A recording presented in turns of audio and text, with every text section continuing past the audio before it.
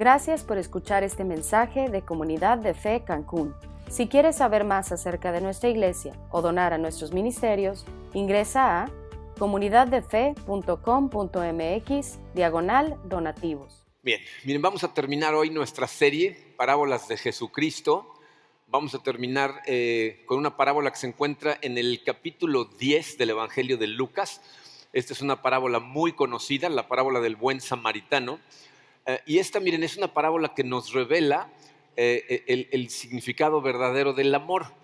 Pero también, miren, vamos a ver la tremenda confrontación que hace Jesús a la gente de la época y a nosotros de pasada, y vamos a ver cómo Jesucristo, cuando nosotros vamos a Él tratando de justificarnos como lo hace este individuo, nos voltea las cosas y nos hace verlas de una manera diferente. Ahorita van a ver a qué me refiero con las enseñanzas de Jesucristo, que debemos ser prójimos para todos.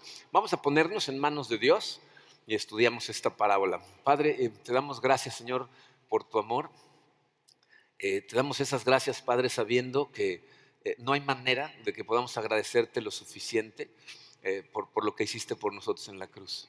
Comprar vida eterna para nosotros y comprar vida real mientras estamos aquí en la tierra. Señor, sé que es imposible para nosotros vivir esa vida separados de ti si no entendemos exactamente lo que tú estás haciendo en nuestros corazones. Entonces queremos ponernos en tus manos, Señor, para abrir esos corazones a ti, para que tu Santo Espíritu nos invada y nos deje salir de aquí transformados, viendo las cosas como tú las ves. Nos ponemos totalmente en tus manos, Señor, en el poderoso nombre de tu Hijo Jesucristo. Amén. Bien, miren, hoy vamos a iniciar con el contexto. El contexto y la parábola están muy de la mano, entonces vamos a iniciar con el contexto. Lucas 10, versículos 25 al 29 dice: en esto se presentó un experto en la ley y para poner a prueba a Jesús le hizo esta pregunta: Maestro, ¿qué tengo que hacer para heredar la vida eterna? ¿No? Eso es lo que todos queremos saber. ¿Cómo le podemos hacer, Señor, para estar en la eternidad contigo? Jesús replicó: ¿qué está escrito en la ley?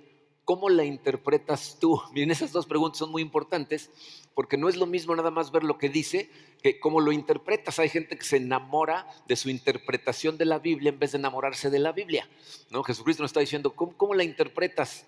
Como respuesta, el hombre citó: ama al Señor tu Dios con todo tu corazón, con todo tu ser, con todas tus fuerzas y con toda tu mente, y ama a tu prójimo como a ti mismo. Bien contestado, le dijo Jesús, haz eso y vivirás. Pero él quería justificarse, así que le preguntó a Jesús: ¿y quién es mi prójimo? ¿Quién es mi prójimo? Miren, esa es la pregunta de los 64,000. Podemos ver en este pasaje que esta idea o esta enseñanza de amar a Dios y amar a tu prójimo como a ti mismo no es algo nuevo, no es algo que Jesucristo trajo al mundo. Porque este maestro de la ley está citando el Antiguo Testamento cuando dice: la ley lo que significa es amar a Dios y amar a tu prójimo como a ti mismo, ¿no? Sin embargo, fíjense, lo que Jesús hace consistentemente es confrontar definiciones que tenemos en nuestro corazón, que muchas veces ni cuenta nos damos. Tenemos definiciones de lo que significa amar, de lo que significa la ley, lo que significa estar bien con Dios, que están muy restringidas, están muy limitadas, ¿no? Luego le ponemos muros a los conceptos que la Biblia nos enseña y queremos estar nada más dentro de esos muros. Entonces, cuando vamos a Jesucristo con preguntas como esa, Él lo que hace es una de dos: o nos da definiciones bastante más amplias, o destroza totalmente los muros que nosotros hemos construido alrededor.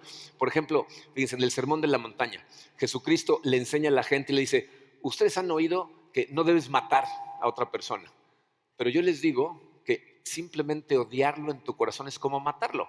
Entonces nosotros teníamos una definición muy angostita de lo que significaba matar a una persona, lo veíamos como nada más físicamente, y Jesucristo va a ampliar la definición o destrozarla diciendo: no. Con que te enojes, con que tengas odio en tu corazón hacia tu hermano, es como si lo estuvieras matando, ¿ok? Entonces, este maestro de la ley nos dice claramente el pasaje que quiere justificarse. Si han estado siguiendo la serie de las parábolas, eso significa que quiere cubrirse con acciones para sentirse que está bien con Dios. O sea, quiere entablar una relación bilateral con Dios. Yo hago esto y tú haces aquello. O sea, se quiere justificar. Entonces le dice: ¿qué tengo que hacer para heredar la vida eterna? Jesús le dice: ¿qué dice la ley? ¿Cómo la interpretas? El Señor se la interpreta, ¿no? Dice: amar a Dios y a tu prójimo. Jesús le dice: pues ya estás del otro lado, haz eso, ¿no? Yo imagino, fíjense, que este individuo está a punto de irse cuando una creencia evidente en su corazón surge y él necesita reafirmarla en Cristo. Y por eso voltea y le dice, ¿y quién es mi prójimo? Piensen ustedes, ¿para qué le hace esa pregunta? O sea, ¿por qué le está preguntando quién es mi prójimo? Les voy a decir qué es lo que está pasando. En esa cultura en la que vivían en ese momento, había una serie de restricciones acerca de quién es tu prójimo, que estaba basada ya sea en qué religión seguías, cuál era tu etnia, a quién seguías políticamente, cuál era tu clase social, ¿no? Por ejemplo, un rabino que enseñaba más o menos en la época de Cristo, era un contemporáneo de Jesucristo, enseñaba esto, decía, nosotros los judíos no podemos matar gentiles, o sea, a Dios no le gusta cuando andamos matando gente, pero si ves a un gentil agonizando, no le tienes que ayudar. ¿Se fijan cómo está haciendo una restricción alrededor del amor? Está diciendo, ese no es tu prójimo.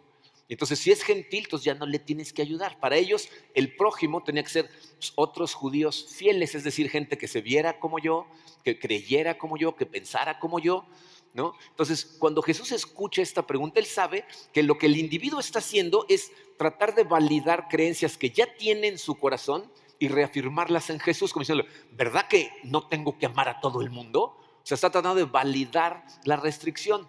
Ahora, quiero que sean conscientes de una cosa muy importante. Fíjense, este comportamiento de tratar de encontrar la manera más fácil de interpretar la ley para mí, no es un comportamiento religioso o de la iglesia, es la naturaleza humana. O sea, todos nosotros sabemos que tiene que haber reglas, que tiene que haber leyes para que la sociedad funcione, pero estamos tratando de encontrar siempre la versión más fácil de la ley para que me sea más fácil cumplirla. Les pongo como ejemplo esto. Dice, ¿qué significa en tu casa la limpieza de la casa? ¿Ah? ¿Qué es una casa limpia? Depende de a quién le preguntes, ¿no? Depende de qué miembro de la familia le preguntes. Si le preguntas a los niños, pues tienen una definición de lo que está limpio, ¿no?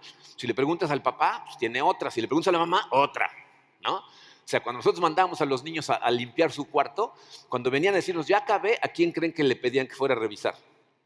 Pues a mí, ¿no? Porque yo llegaba y con que yo no viera nada, ya limpiaron, ¿no? Su mamá iba y veía abajo de la cama, abría el closet, se le caía, ¿no? O sea, ella tiene una definición más amplia. Miren, el jueves di este ejemplo y Cintia, que es nuestra encargada de la producción aquí en la iglesia, se acercó al final y me dijo, déjame platicarte lo que me pasó esta semana. Tenía yo grupo pequeño y entonces había yo dejado la cocina tirada, ¿no? Había trastes sucios. Entonces le hablé a mi hijo, tiene 2 hijos, pero no voy a decir el nombre de quién fue para no avergonzar a Fernando. ¿Okay? Pero le habla y le dice, tengo grupo pequeño, por favor levanta la cocina, ¿no? Entonces la primera idea de Fernando fue, pues que no entren a la cocina, ¿no? O sea, ¿para qué tienen que...? ¿No? O sea, su idea de la casa limpia es que no la vean, ¿no? Que está sucia.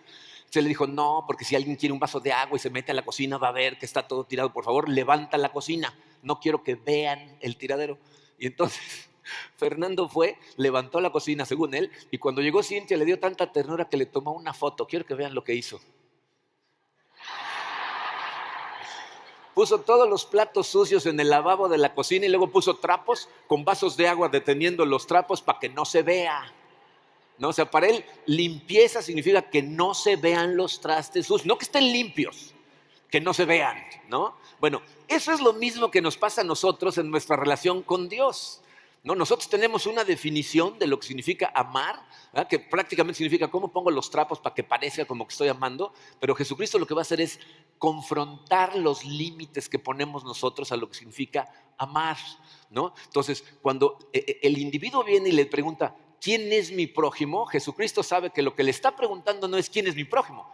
Le está diciendo, ¿a quién no tengo que amar? ¿Quién no es mi prójimo? ¿No? O sea, confirma conmigo que nada más son estos judíos fieles para que me sea más fácil seguir la ley. Y en lugar de contestarle la pregunta, Jesús le cuenta una historia.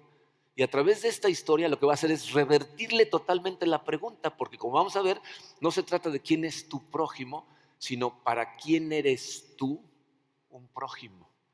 Entonces vamos a ver qué nos enseña Jesucristo en esta parábola. Ahora sí vamos a leer la parábola y vamos a aprender 3 cosas muy importantes. Dice Jesús, bajaba un hombre de Jerusalén a Jericó y cayó en manos de unos ladrones. Le quitaron la ropa, lo golpearon y se fueron dejándolo medio muerto. Resulta que viajaba por el mismo camino un sacerdote quien al verlo se desvió y siguió de largo. Así también llegó a aquel lugar un levita y al verlo se desvió y siguió de largo. Pero un samaritano que iba de viaje llegó donde estaba el hombre y viéndolo se compadeció de él. Se acercó, le curó las heridas con vino y aceite y se las vendó. Luego lo montó sobre su propia cabalgadura, lo llevó a un alojamiento y lo cuidó. Al día siguiente sacó 2 monedas de plata y se las dio al dueño del alojamiento. Cuídemelo, le dijo, y lo que gaste usted de más se lo pagaré cuando yo vuelva. ¿Cuál de estos 3 piensas que demostró ser el prójimo del que cayó en manos de los ladrones? El que se compadeció de él, contestó el experto en la ley. Anda entonces y haz tú lo mismo, concluyó Jesús. Miren, el camino entre Jerusalén y Jericó es un camino, son como 27 kilómetros. Y es un camino peligroso, ¿no? Hay ciertos acantilados, aún en la época, hoy, sigue siendo un camino peligroso, pero en aquella época era todavía más peligroso porque en las cuevas que estaban del otro lado del camino se escondían ladrones, ¿no? Gente que nada más estaba esperando que pasara algún incauto, que viajara solo, y entonces pues, saltaban encima de él, le robaban y se volvían a esconder en las cuevas, ¿ok? Entonces este individuo evidentemente va solo, ¿no? Lo agarran por sorpresa. Y dice ahí que le roban todo, incluso hasta la ropa, le ponen una golpiza al grado de que lo dan por muerto. O sea, piensan que el individuo ya se murió y entonces lo dejan. Pasa un sacerdote y un levita. ¿Okay? Estos 2 son 2 personajes que trabajan en el templo en Jerusalén, pero se desvían y se siguen de largo. Jesucristo no nos dice por qué hacen eso, pero les voy a decir lo que la gente que está escuchando la parábola en esos días sabe perfectamente. Si estos hombres acaban de salir de Jerusalén y trabajan en el templo, van ceremonialmente limpios, ¿no? Se acaban de purificar para poder haber hecho su trabajo allá y entonces van caminando y van purificados, ¿ok? Seguramente estos señores tenían trabajo que hacer, van de camino a Jericó y hay cosas que necesitan hacer, pero cuando ven al individuo no saben si el señor está enfermo, si tiene alguna enfermedad contagiosa o si está muerto, y tocarlo significa ya no estar ceremonialmente limpios, y esas ceremonias de limpieza a veces duran 7 días. Entonces estos individuos saben que si se detienen a ayudarle van a tener que interrumpir totalmente su agenda, por lo menos en una semana.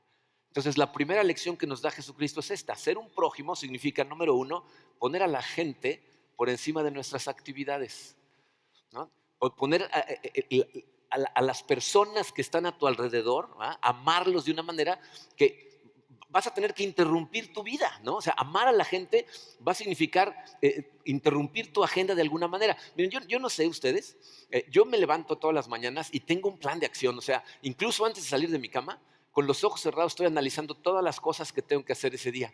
Y normalmente mis agendas no dejan mucho espacio para interrupciones, en especial interrupciones que tienen que ver con gente. Yo no sé cómo les va a venir este mensaje a ustedes. A mí en lo personal me puso una cachetiza espantosa porque es común que tenga yo unas agendas tan locas que muchas veces no hay espacio para gente, ¿ok? Pero si vamos a amar como Jesucristo quiere que amemos, fíjense, Jesucristo nos está pidiendo que amemos de una manera diferente, de una manera inusual. Entonces necesitamos poner a la gente por encima de nuestras tareas.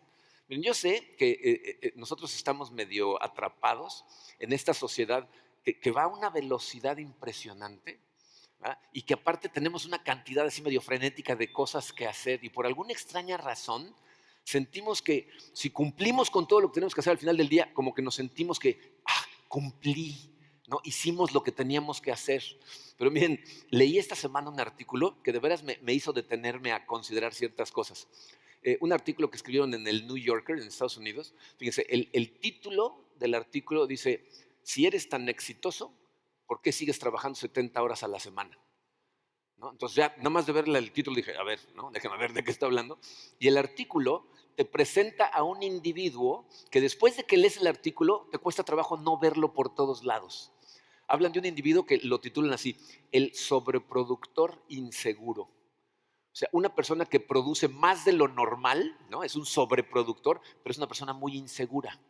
Resulta que, fíjense, las organizaciones más grandes en Estados Unidos en este momento están persiguiendo a gente así.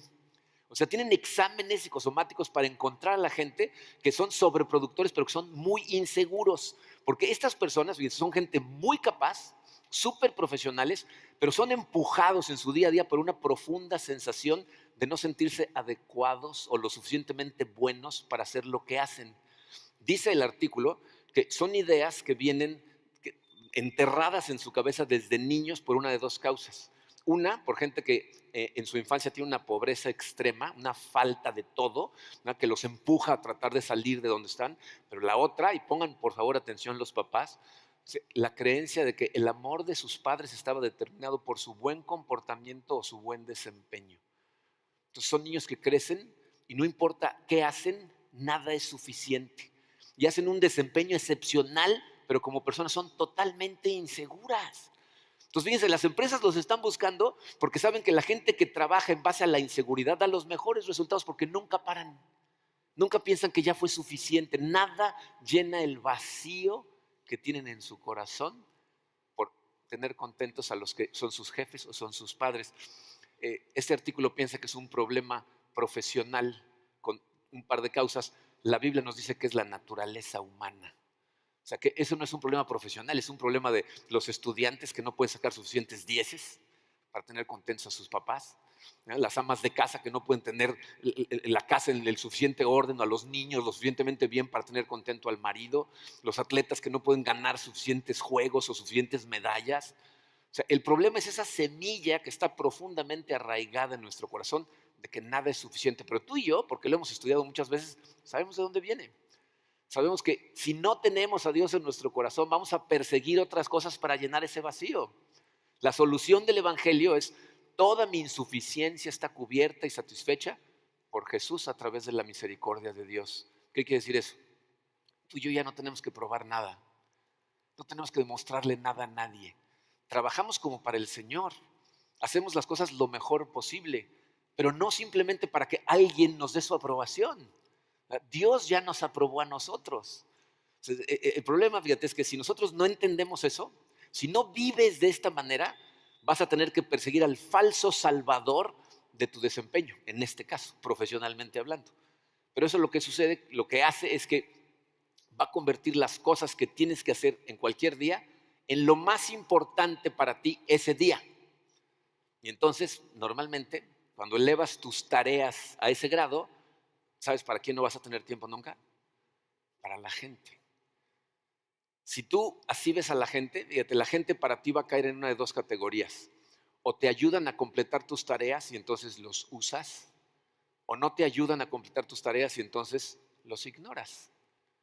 O sea, la parte más oscura de esa personalidad del sobreproductor inseguro es que son gente totalmente egoísta.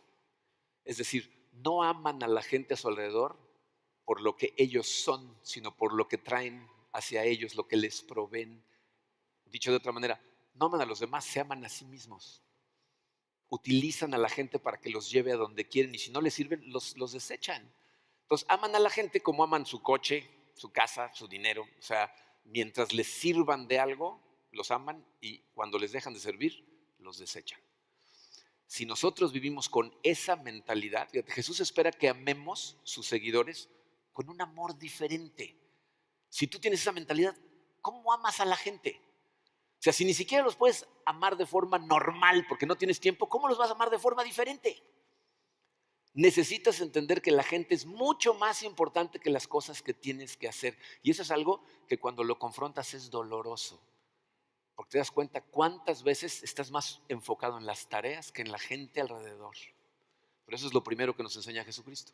El segundo punto lo entendemos cuando analizamos el estado en el que dejan a este individuo. Fíjense, nos dice la Biblia que le quitaron la ropa, lo golpearon y lo dejaron medio muerto, ¿no? Eso significa que lo encontraron desnudo, muy probablemente desfigurado por la golpiza que le pusieron y aparte inconsciente. ¿Por qué es tan importante esas tres cosas?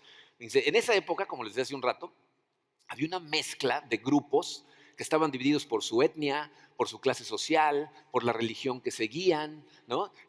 Y ¿cómo sabemos, no? O sea, la gente se separa en esos grupos, pero ¿cómo sabe a qué grupo pertenece cada quien? Pues, ¿cómo sabes si una persona es de clase social alta? Por la forma en que se viste. ¿Cómo sabes si es parte de tu etnia? Por la forma en que se ve. ¿Cómo sabes cuál es su religión? Pues, ¿qué creencias expresa? Pero este individuo está desnudo, entonces no podemos saber a qué clase social pertenece, está desfigurado, no sabemos a qué etnia pertenece, y aparte está inconsciente, entonces no le puedo preguntar, ¿y tú en quién crees? No, o sea, no hay manera de comunicarte con él. Entonces, estos dos judíos pasan caminando por ahí, lo voltean a ver y dicen, ¿será como yo?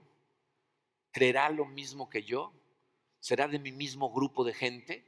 En otras palabras, están tratando de buscar en el individuo las etiquetas que debería de traer puestas para saber si es como ellos, ¿ok? Y como no pueden encontrar ninguna, lo ignoran. Dice, lo único que podían determinar al verlo, ¿saben qué es? Que era un ser humano. Pero para ellos eso no fue suficiente. Y lo que Jesús va a empujar con todas las fuerzas es que debería de ser suficiente. Dice, lo segundo que aprendemos, número 2 en su programa, es que ser prójimo para otra persona significa poner nuestras similitudes por encima de nuestras diferencias. O sea, tienes que poner las cosas que tienes en común con las personas por encima de las cosas que te hacen diferente a esas personas, ¿ok? Y miren, aquí para hacer la confrontación todavía bastante más puntiaguda para el maestro de la ley con el que está hablando, Jesucristo pone como el héroe de la historia a un samaritano. Yo no sé si ustedes son conscientes de la diferencia que hay entre los judíos y los samaritanos, pero son dos grupos de personas que se odian. Miren, un poquito más de 700 años antes de Cristo, Jerusalén fue invadido por los asirios. ¿Okay? Ya habían invadido antes a los reinos del norte, pero ahora llegan a invadir los reinos del sur.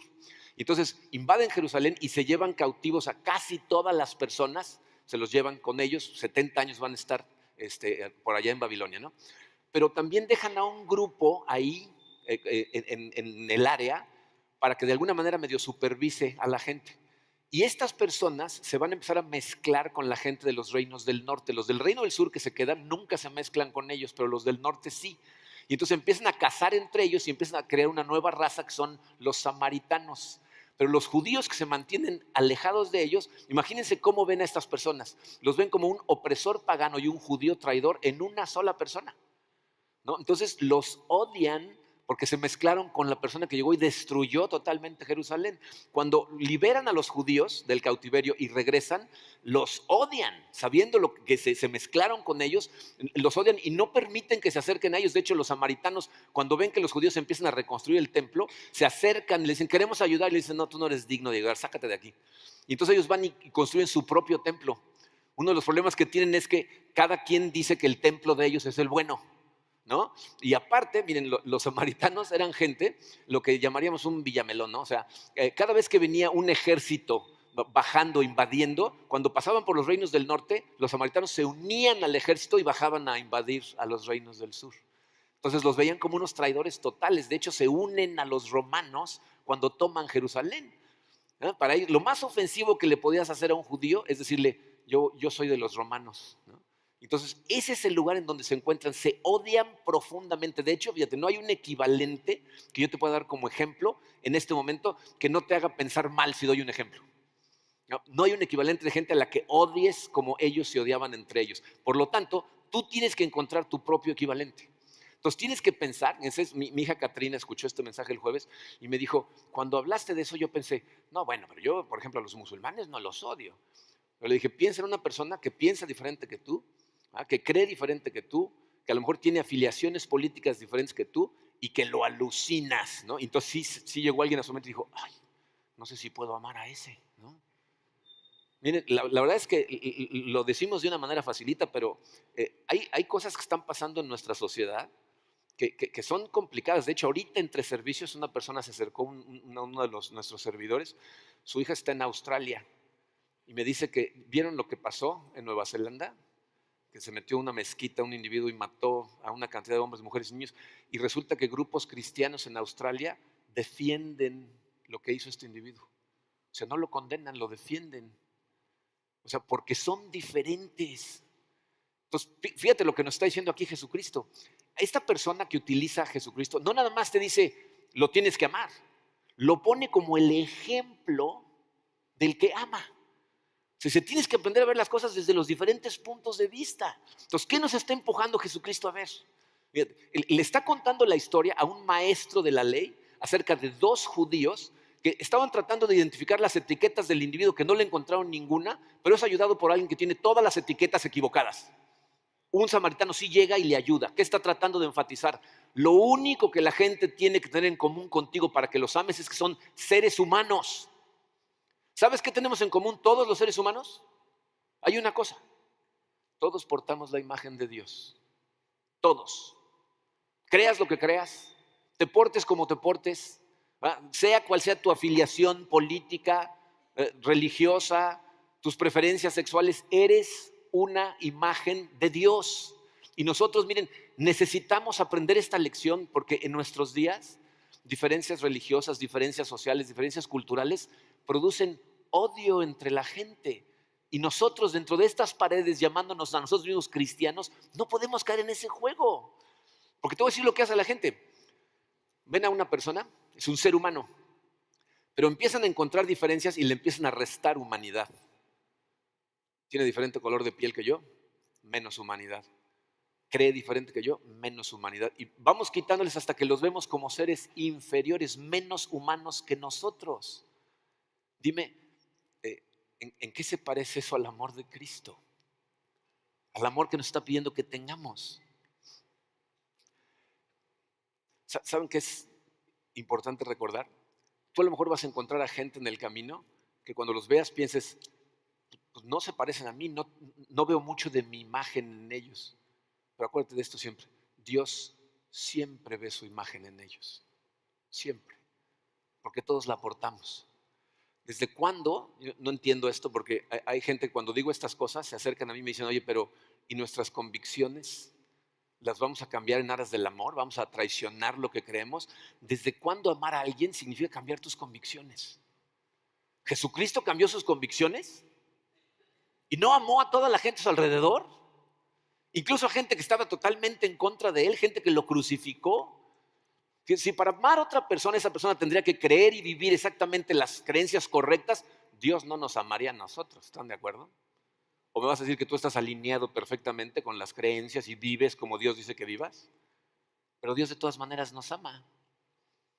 En la época de Cristo, en todos los templos tenían una imagen del Dios al que adoraban, ya sea en el centro del templo o al fondo del templo. Y lo que la gente hacía es ir a adorar a la imagen, porque lo que ellos pensaban es, lo que haces hacia la imagen es como si se lo estuvieras haciendo a Dios, y no te permitían hacer algo hacia la imagen, que estaría mal hacerlo hacia Dios. Todos los templos, excepto uno. El templo en Jerusalén no tenía ninguna imagen. Dios específicamente les instruyó a que no pusieran ninguna imagen, porque todos los hombres y mujeres de este mundo portan su imagen. Y lo que no vas a hacer hacia Dios, no se lo puedes hacer a su imagen. Eso es lo que nos está enseñando Jesucristo. Tienes que poner las cosas que nos hacen iguales por encima de las que nos hacen diferentes.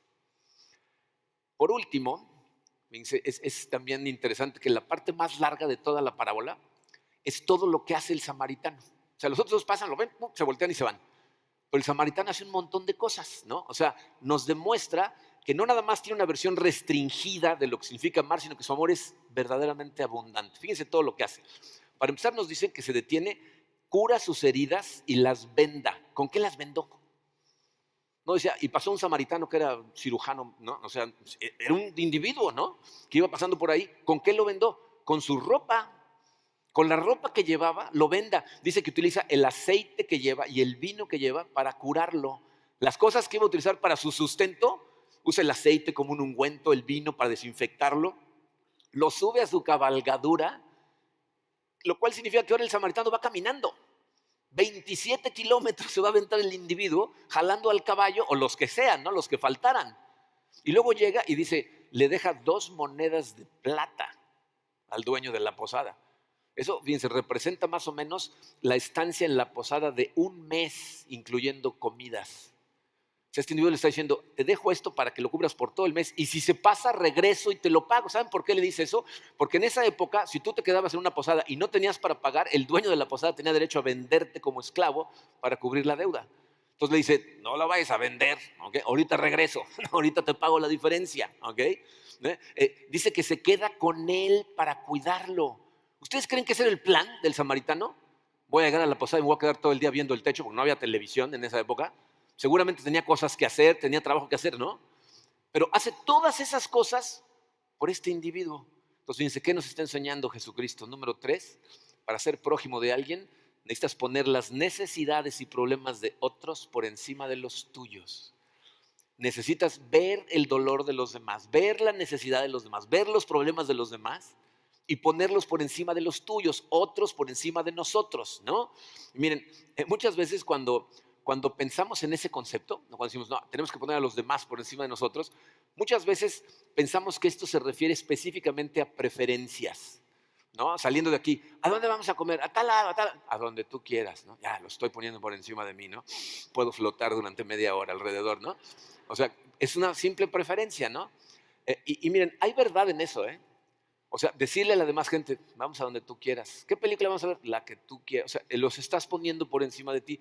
Pero esto es algo que va un poquito más profundamente que simplemente las preferencias. De hecho, en la Biblia, cuando quieren darnos una imagen de lo que significa el amor verdadero y desinteresado, siempre nos enfocan a Cristo. Fíjense lo que nos dice Pablo en Filipenses 2, versículos 5 al 8. Dice, la actitud de ustedes debe ser como la de Cristo Jesús, quien siendo por naturaleza Dios, o sea, superior a todos nosotros, no se consideró el ser igual a Dios como algo a que aferrarse. Por el contrario, se rebajó voluntariamente, tomando la naturaleza de siervo y haciéndose semejante a los seres humanos, y al manifestarse como hombre, se humilló a sí mismo y se hizo obediente hasta la muerte, y muerte de cruz. ¿Qué nos está mostrando Pablo ahí? Fíjense, Jesús vino e hizo nuestros problemas sus problemas. ¿Entiendes eso? O sea, la cruz de Cristo no era su cruz, era mi cruz, tu cruz. No, él se tomó la copa de la ira de Dios. La ira de Dios, ¿quién la inició? ¿Quién la hizo? ¿Por qué estaba enojado Dios? Por lo que nosotros hicimos. Pero él estuvo dispuesto a hacer todas estas cosas. Ser prójimo significa, yo encuentro una persona que tiene problemas, que tiene necesidades, y lo que hago es adoptarlas. También son mías. Encuentro a gente con tiraderos en su vida. Piensen en de dónde viene el término tiradero. En mi caso, era de cuando era chiquito y mamá me decía, levanta tu tiradero, ¿no? ¿Se los decían a ustedes también? Piensen en tiraderos en su casa, ¿no? Por ejemplo, cuando nuestros niños estaban chiquitos, en áreas comunes, de repente habíamos un tiradero y les decíamos, levanten su tiradero. ¿Qué levantaba cada quien? Su tiradero, ¿no? Y si le decías, mira, eso también levántalo. Eso no lo saqué yo, ¿no? Ese no es mi tiradero, ¿no? ¿No? O sea, efectivamente es lo que tratamos de hacer, ¿no? Pero piensa en esto. ¿Qué pensarías si llegas y tienes 2, 3 hijos y le dices, levanten su tiradero, y uno de ellos dice, pues yo no tiré nada de esto, pero lo voy a levantar yo por todos los demás? ¿Qué pensarías? ¿Qué hiciste? ¿No? O sea, ¿no? ¿A quién asesinaste? ¿Dónde están tus hermanos? ¿No? O sea, ¿no? ¿Por qué? Pues porque es totalmente inusual, ¿no? O sea, es diferente el que una persona diga, es tu tiradero, ya lo sé, y son tus consecuencias, pero ahora van a ser nuestro tiradero. Eso es exactamente lo que Dios nos está pidiendo que hagamos. ¿No es lo que el samaritano hizo? O sea, veo tu predicamento. Los otros dos pasaron y lo vieron, pero el samaritano lo ve diferente, porque lo ve y lo que ve lo mueve a compasión, lo mueve a tomar acción. Y piensen, ¿no es lo que la Biblia nos dice todo el tiempo que hagamos? Que la Biblia dice, llora con los que lloran. No dice, llora con los que lloran si los que lloran le van al mismo equipo que tú. O sea, no, dice, llora con todos los que lloran. El problema es que vemos las cosas de una manera siempre tan egoísta. No sé si les gusta la historia.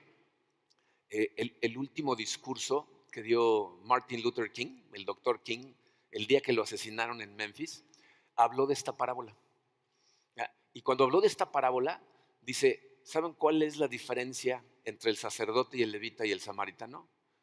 El sacerdote y el levita, cuando vieron al individuo, la primera pregunta que se hicieron fue, si me detengo a ayudar a este hombre, ¿qué me puede suceder? En cambio, el samaritano volteó la pregunta y dijo, si no me detengo a ayudar a este hombre, ¿qué le puede suceder? Y eso es lo que Jesucristo todo el tiempo nos está diciendo. Fíjate cómo este hombre le pregunta, ¿quién es mi prójimo? Y lo que le está contestando Jesús es, no preguntes de la gente a tu alrededor quién es mi prójimo, más bien pregúntate, ¿estoy siendo un prójimo para toda la gente a mi alrededor? Esa es la verdadera pregunta. Necesitamos ser el prójimo de toda la gente a nuestro alrededor. Obviamente esto tiene que empezar en nuestros círculos más cercanos y empezar a extenderse, ¿no? Fíjense cómo, irónicamente, muchas veces es más fácil ser prójimo para una persona que ves poco que para una que ves todo el tiempo, ¿no? O sea, si yo a una persona la veo de vez en cuando y la veo durante una hora y me cuenta sus problemas y lloro con él una hora, al rato me voy y se acabó. Pero si empiezo a adoptar el problema de alguien que veo todo el tiempo, ahora sus problemas se convierten en mi día a día. No es algo así pasajero. Entonces pregúntate, ¿estás siendo prójimo para la gente en tu familia? No sé cuál sea tu situación familiar, a lo mejor vives con tus papás, tus hermanos. ¿Estás siendo prójimo para ellos? ¿Estás casado? ¿Estás siendo un prójimo para tu pareja? O sea, verdaderamente sus problemas son tus problemas y tu pareja es más importante que tus cosas que tienes que hacer. O sea, necesitamos empezar a ser prójimos para ese grupo primero y luego empezar a extenderlo. Cuando realmente se vuelve complicado es cuando la gente es verdaderamente diferente a nosotros. Porque ahí es cuando te cuesta mucho trabajo convertir sus problemas en tus problemas. Pero miren, ¿ustedes saben por qué el cristianismo se extendió tan rápido por el Imperio Romano? Porque los soldados romanos veían la actitud de los cristianos y se convertían. Y ellos andaban viajando por todo el imperio. Los que llevaron la palabra a muchos lugares eran los mismos soldados romanos que eran el enemigo. Eran los que los subyugaban, los que habían asesinado a muchos de ellos, pero los trataban con tal amor que empezaron a convertirse al cristianismo y lo empezaron a expandir por todos lados. A lo mejor piensas, híjole, eso es pedir mucho de mí, realmente amar a un enemigo. Pero piensa, eso es exactamente lo que Jesús modeló para nosotros. O sea, bajar del cielo para hacer nuestros problemas sus problemas es el ejemplo de amor más grande del mundo. Y aparte la Biblia nos dice que Él todavía lo sigue haciendo.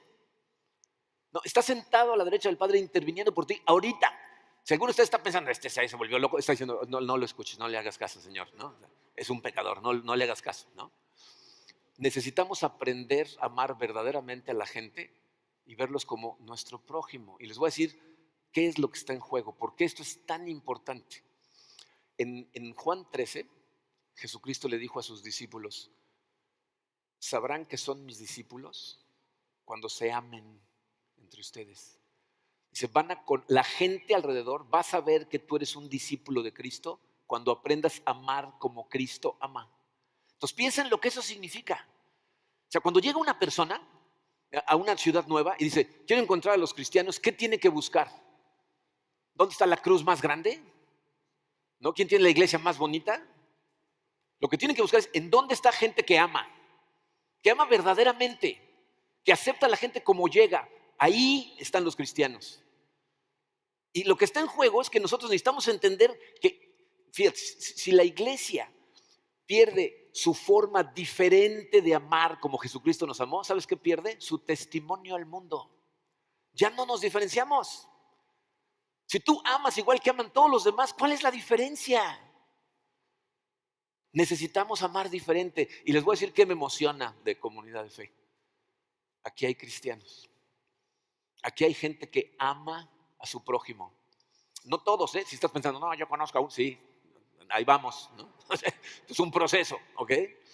Pero aquí hay gente que ama, que todo el tiempo está buscando necesidades que satisfacer. Esa gente que va cada semana a la prisión a ver cómo le ayuda a esas pobres mujeres, nuestro equipo de misiones locales que están yendo a estos lugares a ver cómo les ayudan, cómo los aman, cómo les llevan el amor de Dios.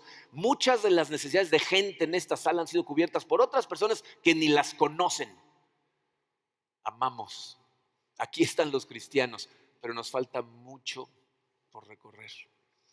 Necesitamos todos aprender a amar de esa manera. Necesitamos verdaderamente ver a la gente por encima de todo lo demás. Necesitamos llegar ahí. Y si tú te preguntas, ok, ¿cómo llegamos ahí? Jesús termina el pasaje de una manera muy clara. Anda entonces y haz tú lo mismo. Tú y yo sabemos perfectamente que esto en nuestras fuerzas, con nuestro amor, es imposible. Si tú simplemente sales de aquí y dices, ok, ya voy a amar al prójimo con todo, lo más probable es que no va a funcionar. Porque si algo hemos aprendido en toda esta serie, fíjate, son una serie de enseñanzas. Para empezar, necesitamos tener el tipo de corazón, ¿verdad? El estado de corazón perfecto para recibir la palabra de Dios y permitirle hacer cambios en nosotros. Necesitamos entender que ya estamos cubiertos por su misericordia, que no necesitamos hacer cosas para tenerlo contento, sino para gritarle al mundo lo maravilloso que Él es. Promover en nuestros hermanos fidelidad a Dios y perdonar a la gente cuando se equivoca y aprender a amar sin restricción alguna. Eso es ser un discípulo de Cristo. Y la única manera de hacerlo es siguiendo a Cristo, conectados con Cristo. Pero si hacemos eso, estas paredes las vamos a tener que tirar y construir otras, porque la gente está buscando amor. Necesitamos amar. Así es que vamos a Él en oración para pedirle que nos use a nosotros. Padre, te doy gracias, Señor, por todas las cosas que hemos aprendido durante esta serie, todas las series, Señor, pero esta en particular creo que nos ha confrontado, nos ha abierto los ojos a una cantidad de cosas en cuanto a cómo amamos, cómo nos relacionamos contigo, qué tipo de corazón tenemos cuando estamos en comunión contigo, qué tanto realmente sabemos perdonar a los demás o no lo hacemos. Señor, sé que muchos de nosotros no somos esa persona, ese samaritano que tiene la capacidad de ver el dolor de los demás, de compadecernos y de amar como esa persona amó. Pero queremos serlo, Señor. Queremos pedirte que tu Santo Espíritu, Señor, invada nuestro corazón el día de hoy y como con un cincel, Señor, empiece a destrozar todas las restricciones que hemos ido creando durante nuestra vida, que no nos permiten amar a la gente tal y como es, tal y como viene. Queremos ser esa persona, Señor. Y sé que la única forma en que podemos caminar hacia eso es poniéndonos a tus pies. Así es de que nos ponemos a tus pies, Señor. Te entregamos nuestro corazón y te pedimos que lo invadas y lo transformas. Que a través de tu Santo Espíritu nos des sabiduría, nos des fortaleza. Sobre todo que nos recuerdes del amor que debemos tener hacia la demás gente. No permitas que el correr por todos lados todo el día nos haga olvidar lo más importante alrededor, que son todos los portadores de tu imagen que tenemos a nuestro alcance, Señor. Ayúdanos, Señor, en esta iglesia a convertirnos en esas personas, que esta iglesia, Señor, sea utilizada por ti, cada una de estas personas, para que a través de nosotros ames a esta comunidad. Te lo pedimos, Señor, y te damos gracias por tus promesas, porque siempre las cumples. En el nombre poderoso de tu Jesucristo. Amén.